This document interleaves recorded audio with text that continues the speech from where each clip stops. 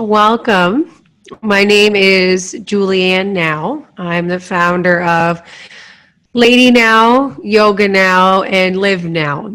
And now is my last name, and I will never get tired of using it because I love teaching about being in the present moment and the spirituality and the connection that it comes from that, and also the healing of the letting go of the past, healing the future, and really finding your power in the presence.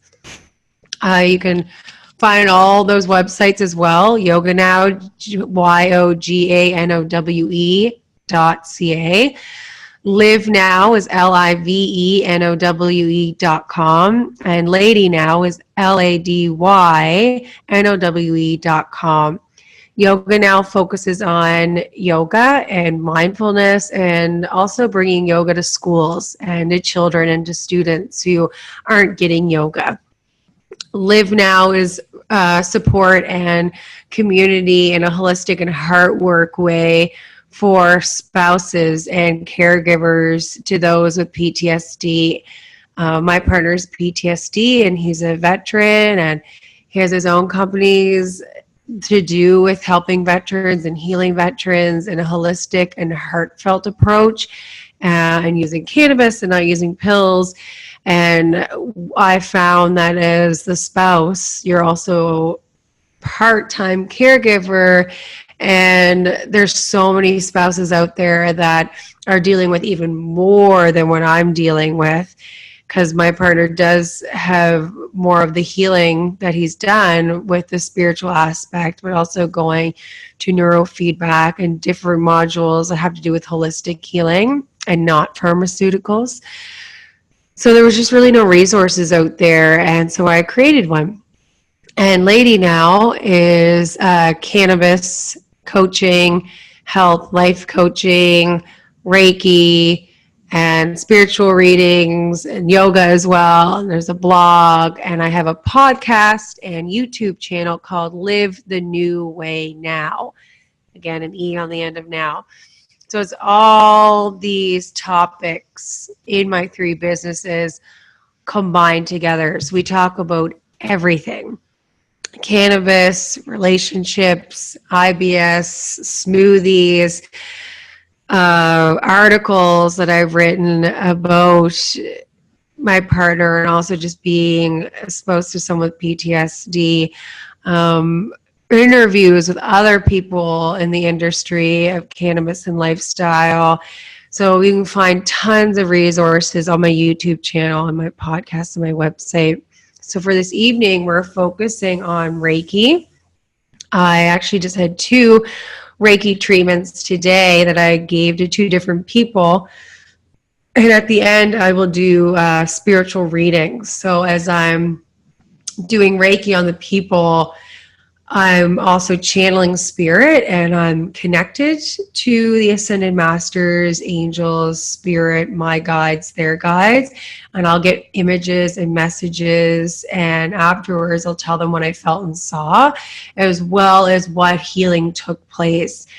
And I'm a practitioner / teacher. So I do Reiki to people, but I also teach other people how to become certified. And we'll get more into that. And I get so many questions all the time because people have heard of the word Reiki and they don't know what it really is, or if they've heard a lot of myths about Reiki, or they're just wondering what to expect and not to expect. So I'm really excited to do this workshop and this information session, because it covers so many things that you also may have questions about, or you may decide that you want to become a Reiki practitioner, and now you have this whole other form of healing for yourself, for loved ones, and potentially your business. So we're starting with my personal journey to Reiki. I was sick a lot as a kid, even from when I was born. I would say my immune system wasn't as strong, and I'm sure there's other spiritual terms, but to group it all together, my immune system wasn't like others. So I was born colic, and then it's just one cold after the next, virus after the next, disease after the next. I went through childhood like that, had asthma, had my first full cold sore outbreak. So my entire inside, outside of my mouth was covered. I used to get candida really bad, and yeast infections, like skin would peel off my body. This happened continued into my teens. I had multiple sinus infections and sinusitis. I had acid reflux, just being at the age of 13, taking pills for that. Whooping cough, so I wasn't able to breathe that well for a long period of time. So just tons of things over and over. And my parents, we are from a small town called Lunenburg, Nova Scotia. And, in a small town, you only know what you know, and you're following tradition. And all we had was the doctor. We didn't have Reiki. We didn't have people talking about what being vegan was. We didn't have people saying what acupuncture is, and like these alternative messages and alternative and integrative ways of healing. And we definitely did not talk about cannabis that much. So going from a place where you just go to the doctor and you take pills, well, then you become immune to a lot of those pills, and or it makes you sick with something else. And so it just kept going and going. I had nodules in my vocal cords. Got older as a teenager, saying about like grade 11, 12, 17, 18, to the point that I'd lose my voice for days. And just a lot. So they wanted to do surgery, and I did not want to have surgery on my vocal cords.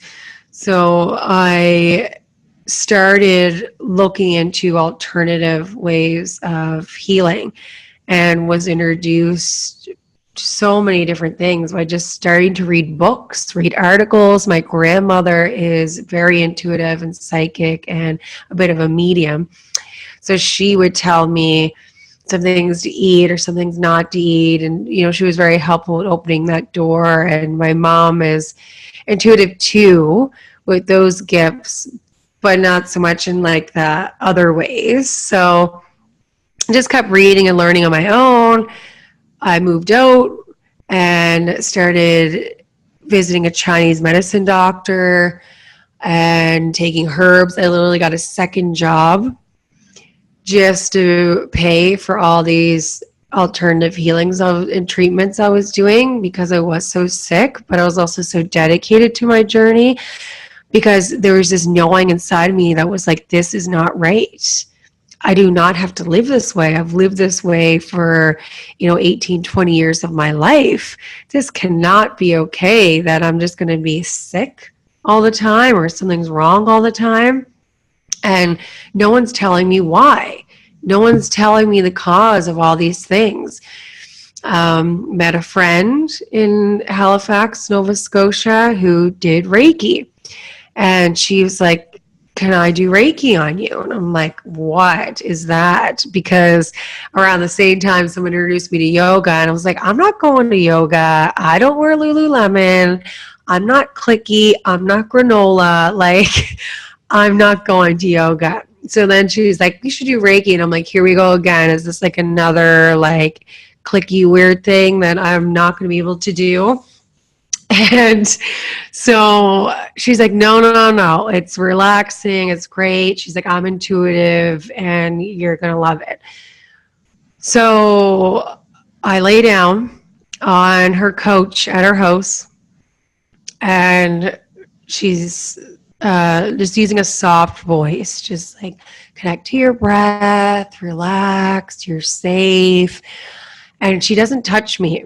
Her hands are like hovering, I'd say like here above my head, maybe here. They're just hovering around me. But I can feel her. I can feel energy.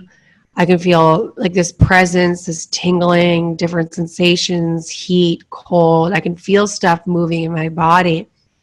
And as she's moving her hands over me, she starts talking. And she's like, there's this animal, there's this person, I see you at this age, this is happening. And I start bawling my eyes out, crying and crying and crying, but like this huge, energetic, emotional release that felt so good, that was held in my body. And she was seeing me, and she doesn't know any of this about me. I had never told her any of these things. She's seen me 8 years old with the whooping cough, waking up coughing so hard I wasn't able to breathe for almost a month.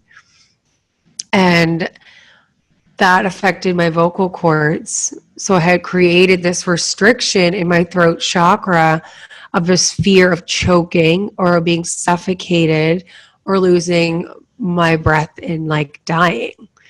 And this had been held with me, and it had manifested 8-9 years later as a teenager, not knowing what was wrong. And this is where all these blockages were coming from. So I'm crying. And she was just keeps telling me like, it's okay, you can breathe, and really walking me through this emotional journey. And then at the end was ending it like telling me how powerful I was as a healer and as a spiritual person, and that even though I was in a family that maybe we didn't talk about all that, like it was going to be okay, and like knew all these things that I did not know. And she slowly walked me out of it after an hour, and I felt incredible. Like I felt like this huge weight lifted off of me, and I'm like, something just went on. Like I've never felt like that. I left her house and I felt on this spiritual, clear, blissful, present high, and was just so happy. And that was my first introduction to Reiki, was that I just had a healing from years ago, and it's helping me now. So I kept going with Reiki. I kept doing the Chinese medicine. I kept doing the yoga, all the things. And I healed my vocal cords. And it wasn't an easy journey. Like it took 2 or 3 years. But in that amount of time, I'd have cysts, I'd heal it. I get nodules, I'd heal it. I got more cysts, I'd heal it. I had scar tissue, I healed it. And now I've been clear of anything with my vocal cords for, I'd say, 4 or 5 years now. And now I just go once a year or every other year just to see how I'm doing. And that's so freeing. But it's a constant journey because your soul is always trying to heal on such an emotional and spiritual and a different level than what the world is perceiving you at, or that you're perceiving yourself at.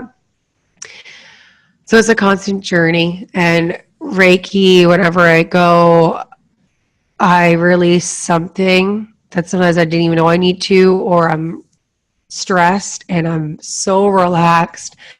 It's like a reset, a recharge. The messages that come through are so clear, and it's just amazing. So I had so much success with it that I was like, I want to do this for other people. Same reason I became a yoga teacher. I had such profound experiences with yoga and just connecting into my body and with my body. I was like, I need to do this for other people. I need to be a teacher. I need to hold space. I feel like I'm a healer as well. So I did my Reiki level 1 in Ormuktu, New Brunswick.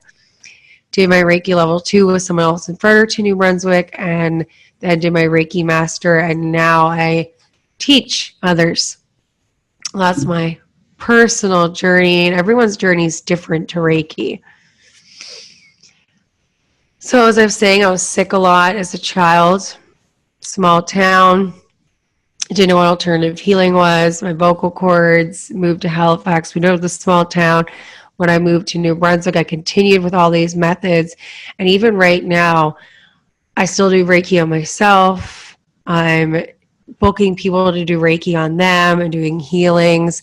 I still do yoga. I was just vegan for a whole year. Now I'm like 80% vegan, 20%. Sometimes I want to have chicken or eggs. Not so much butter or cheese or anything, but just a couple little different things. But that's just every now and then. So I really had to go on such a different journey, and my lifestyle looks so different now.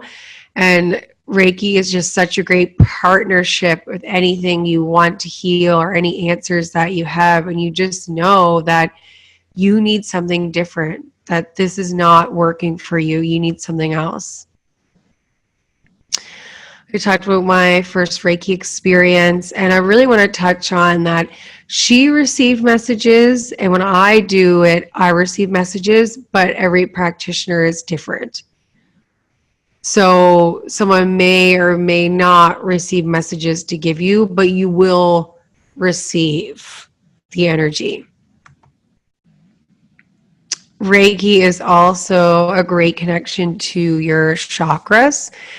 So this is a picture that's super simple, great layout. It shows you the crown chakra, which is purple, that connects you to your spirituality. You have your third eye chakra that connects you to your awareness, your throat chakra that connects you to communication. I had a lot of blockages in the communication area.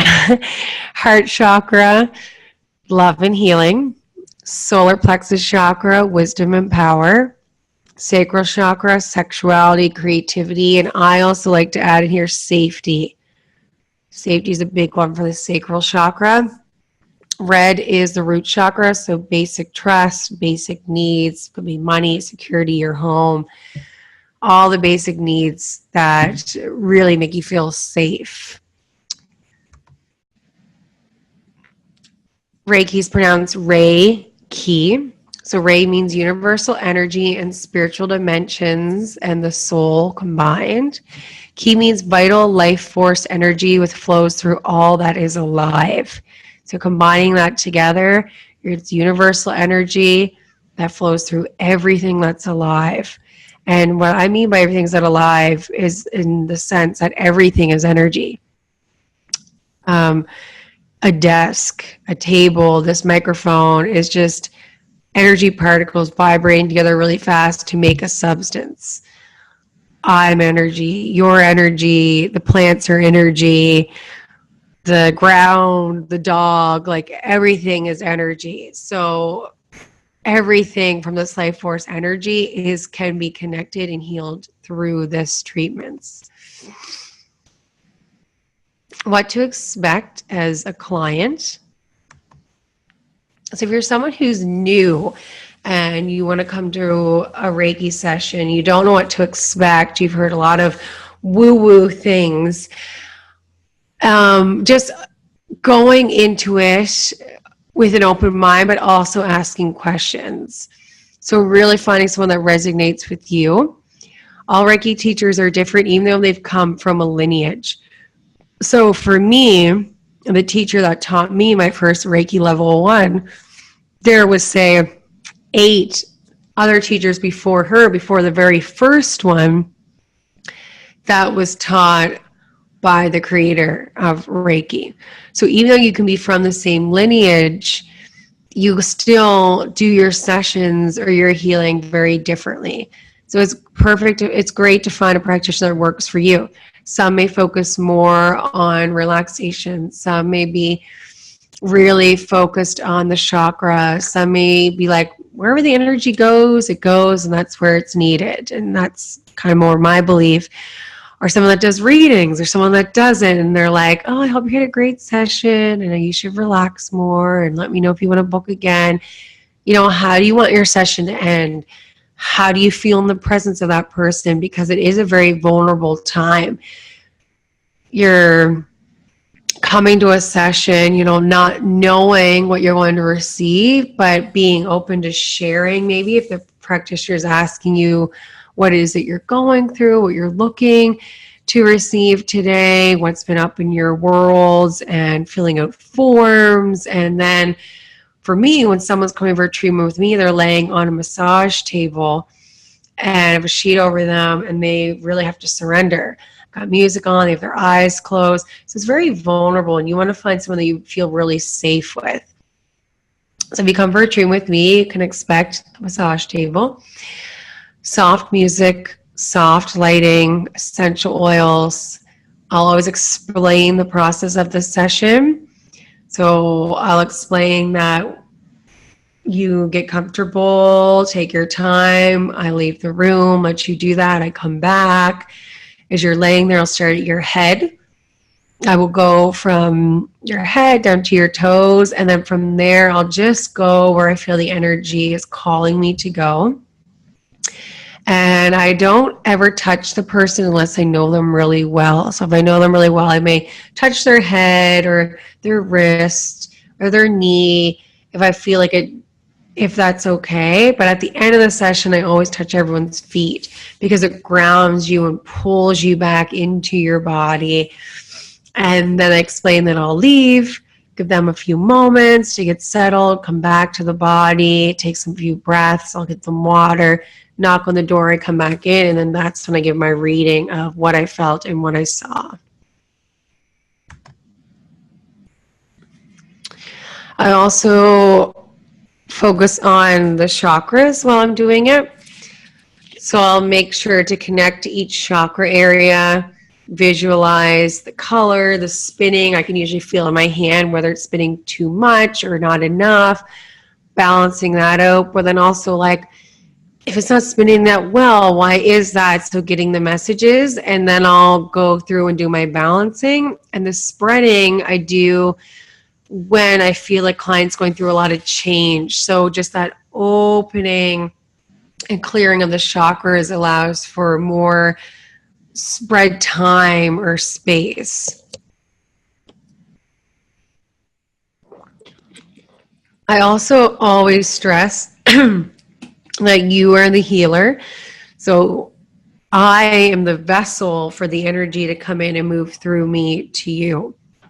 So really be careful of that. There's a lot of people in general in this spiritual community that are like, I'm the healer, I'm this, and almost trying to make you think that they're the ones that hold the power and you need to like bow down to them and they know the secret, when really you're the healer. So when you get on the table and I'm connecting to the energy, yes, it's moving through me and I'm listening and I'm going with it and working with my guides, but I'm working with your guides, your inner child, your soul. If your soul said, I don't want a treatment, I wouldn't be able to give you a treatment. But because you're the healer, you're attuning, yes, I will accept this. Yes, I want this healing, and your body's calling for what it needs. That's how I know where to go. So you are the healer. You are in charge of your healing journey.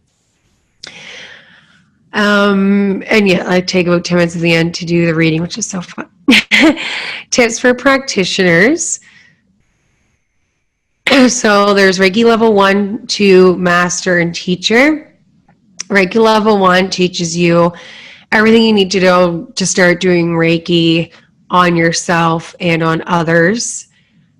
It also teaches you how to do it on animals, plants. So again, anything with energy. I actually know a teacher that she does it on gas, when she's putting gas into her vehicle, because she says if she Reikis the gas, it actually makes it last longer in her tank. So you can use Reiki on anything and everything. Reiki level 1 also teaches you how to create the business if you want to create it in that way. It teaches you how to ground yourself, how to protect your energy before, how to clear the space, how to balance the chakras. It teaches you that. It teaches you the history of Reiki. It teaches you everything you need to know. Reiki level 2 touches on all that. It kind of is a refresher, and then teaches you symbols.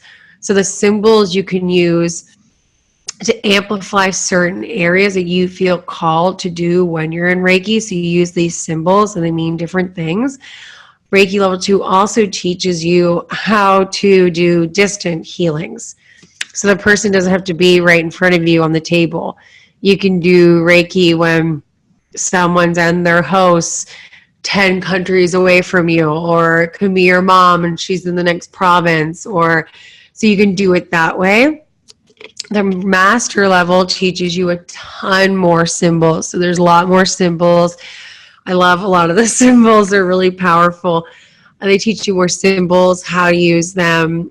And one of my favorite things that I learned in my Reiki master was called psychic surgery. So you're literally tapping in and you're able to, I can't get into it too much until you like decided to become a Reiki master, I guess, but you're really using your hands, your energy, all these things you're grouping together, and you're literally going energetically into the person and taking things out and then almost doing like a ceremony with that energy, and then replacing maybe that dark energy of the disease, whatever it was, with white light and other energy. And it's like this huge transformation.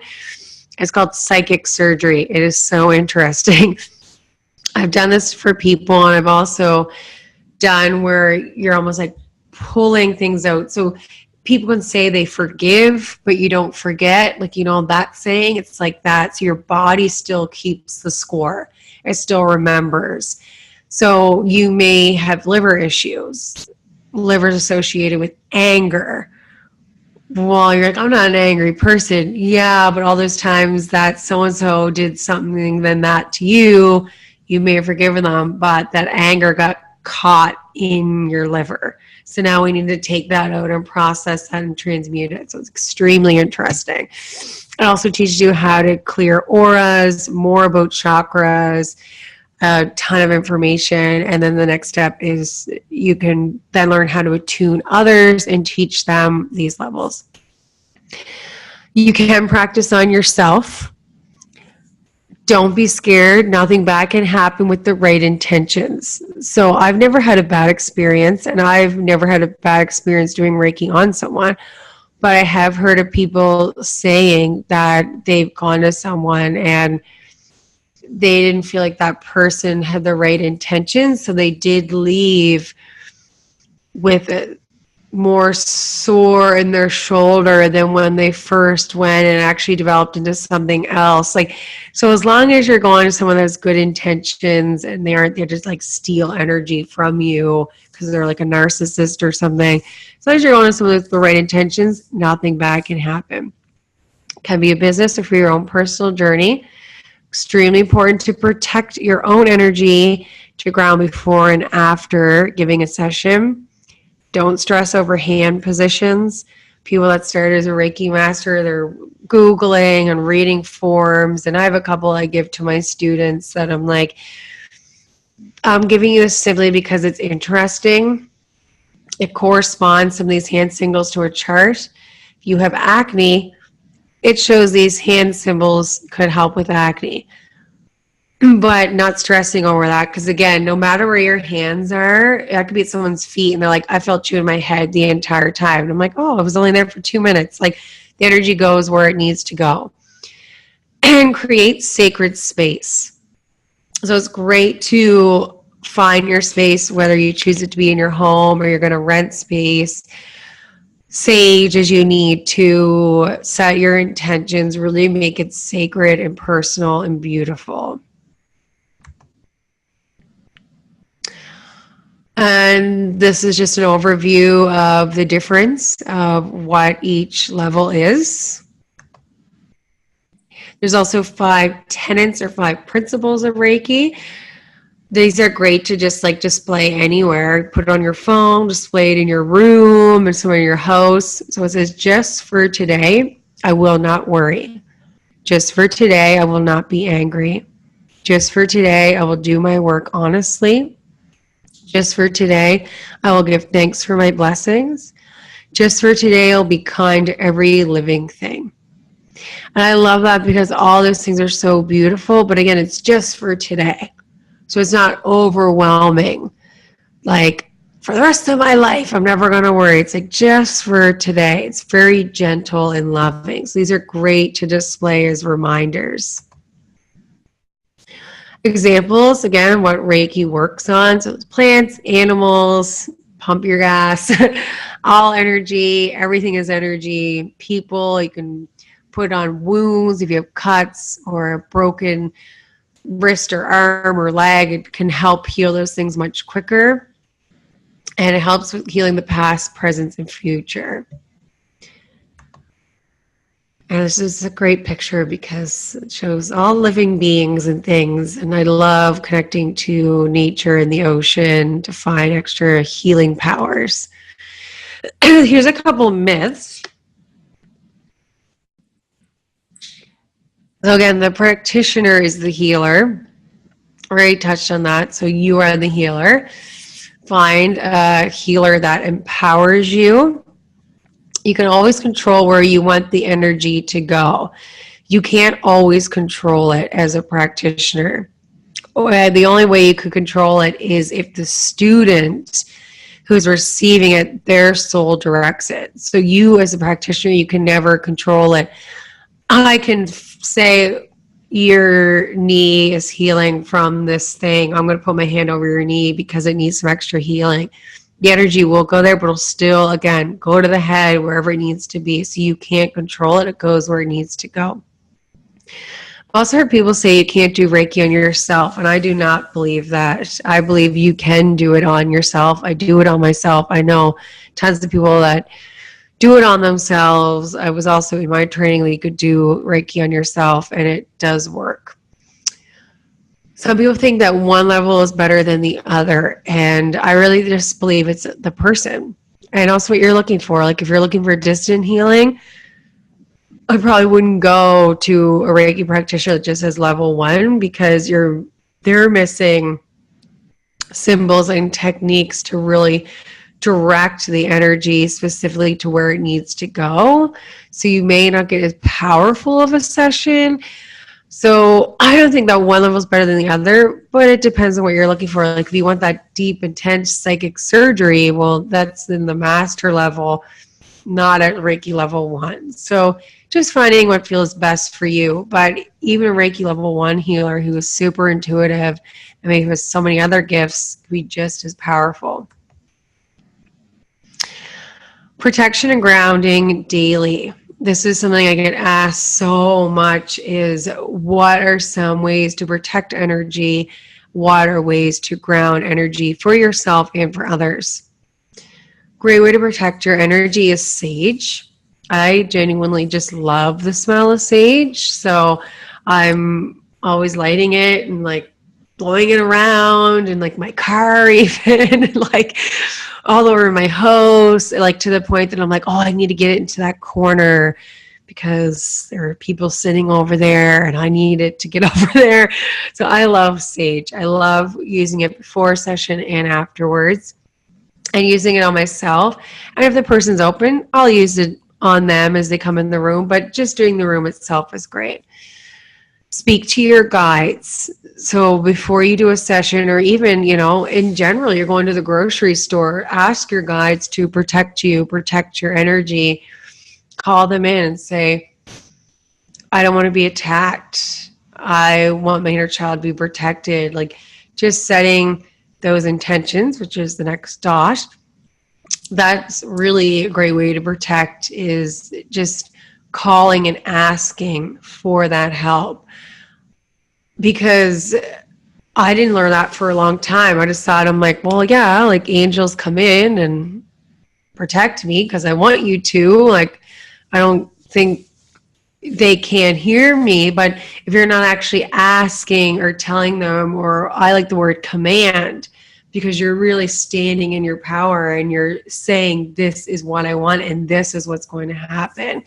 So using your words internally, you don't have to say it out loud, but just using your energetic power and the connection to the universe to protect you. Wash hands with cold water. I do that before, and after treatment. It just kind of stops and cuts the energy off because your hands are so active and there's so much energy and heat moving that it's nice to get that cold water and break that and that washing feeling and cleansing. And always ask permission before you do a treatment on someone. So there's been times when like my partner, I know he's over anxious and I'm like, I'm going to do Reiki on him right now. And then I'm like, why isn't anything happening? But it's because I didn't actually ask him and say, can I do Reiki on you? So he's not receiving, like nothing is happening. So just always asking permission will protect you and their energy. My favorite grounding technique of all time is imagining you are a tree with roots rooting to the earth in your connection with the sky. So I will literally close my eyes and picture my exhales leaving through my feet, really grounding down. I'll picture and visualize, even if I'm standing on a floor, I'll picture the floor, the grass, the dirt, the earth, even all the way down to like the center of the earth. And like just picture that there's like a rope attaching right to the gravity center of the earth. And I'll slowly draw that grounding feeling all the way up, out through the crown of the head, sometimes right up to the sky. I just like draw the energy back down. So really feeling rooted into where I am. I didn't put this one in here, but I'll say it anyway. Another way I like to ground and protect my energy is even if I'm not wearing a sweater, I'll pretend like energetically that I'm like putting a cloak on and zipping it up. And then when I'm done the session, it's like zipping it off and then I'm open again, or vice versa, depending on how you want your energy to go. So it's like that cloak opening and closing. You can find Reiki healings in your area or online. I found my Reiki practitioner by Google, literally. Like the first time was my friend, I knew her, so that was her just suggesting it. But then when I moved and I wanted to find someone else, I just went on Google and I read through people's bios and I just went with my intuition. And the girl that I happened to choose, she also ended up being a teacher. So I went for a session with her and then got her to do my Reiki level 1. So again, sometimes you can find them at fairs, holistic fairs. You can find the distance healing. So if you know of someone that's like really good and you want a session with them, they don't live near you, you can always do a distance session with someone. And I do Reiki treatments virtually as well using Zoom. That's one of my favorite things because then I can see the person. So I can still be like using the techniques to ground them and really get them to go deep into the healing and relaxation, and using the symbols and visualizing with my eyes closed, and then every now and then just open them slightly. So I'm kind of just visualizing my hands still moving over them. I've also done a FaceTime and on the phone. So even if I didn't have video, they can still be laying or sitting wherever they are and being able to connect with them in that way because I can intuitively see them and they still feel me. And at the end, like they're still hearing my voice. I walk them out of it. We still have the talk at the end about what I felt, what I saw, etc.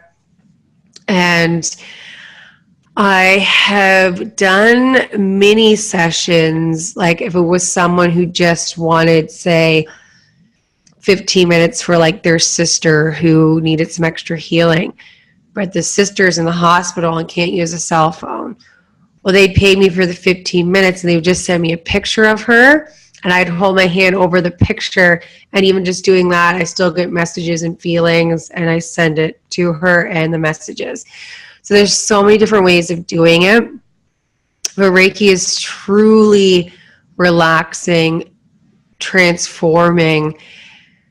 And I'm just going to pause for a second because the word transform means to go beyond your form. And that's really what Reiki's doing, like any other energy healing. So everyone thinks like, oh, I'm human. There's my body. I can touch my face. I can touch my skin. But beyond this form, there's the spirit, there's the heart, there's energy. So there's so many other things. Yeah, it's very transformational. If you ever have questions at any time, find me on my websites, my podcast, probably Google my name, Juliane now. But my email that I use most often is info at ladynowe.com. So info@ladynow.com. Email me anytime with questions or for booking or for reading. And I also do coaching as well. So a lot of all the good stuff. And I also love hearing people's stories, your personal healing journey, how you started to awaken, where you are in that journey, what you'd like to learn next. I love connecting. And thank you to Connect Star. Their Connect Star spirituality platform is amazing. I found them online. It's my second workshop I got to do with them. They send out emails. I get their newsletters with all the workshops they're offering and information. I love getting it in my inbox.